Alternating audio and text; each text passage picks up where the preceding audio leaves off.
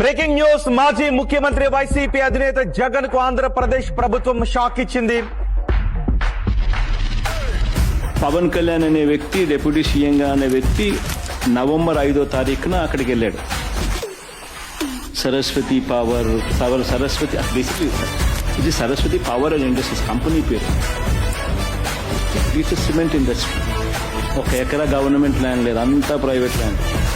Government land ఎంత అంటే 4 ఎకరాలు అని చెప్పి ఆవిడ 1000 చిల్లర ఎకరాలలో కేవలం 4 ఎకరాలు. దానికి ఏదో దాని నీళ్ళ మేరకు నీళ్ళు ఇచ్చిన దానికి కూడా అదేదో పెద్ద కార్యక్రమం కింద ఏదో పెద్ద తప్పు చేసినట్టుగా ఏదో చెప్తుంది.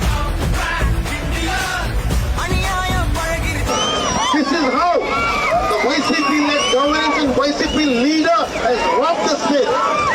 So many water bodies have been destroyed for this plant which is yet to start. And very soon we will ask for a committee which will look into it, which has robbed this.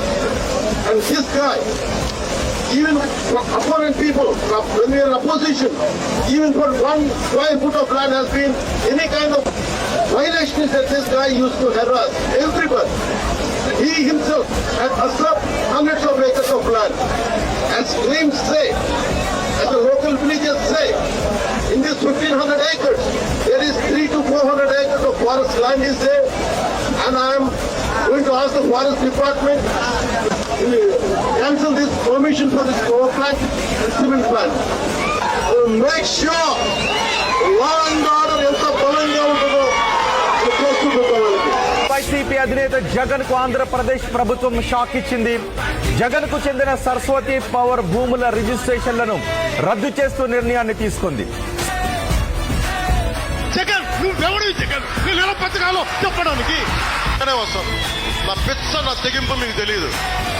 ప్రజాస్వామ్యాన్ని విఘాతం కలిగించే ఎవడైనా సరే కాళ్ళు కీళ్ళిరా కూడా కింద కూర్చోబెడతాను, గుర్తుపెట్టుకోండి.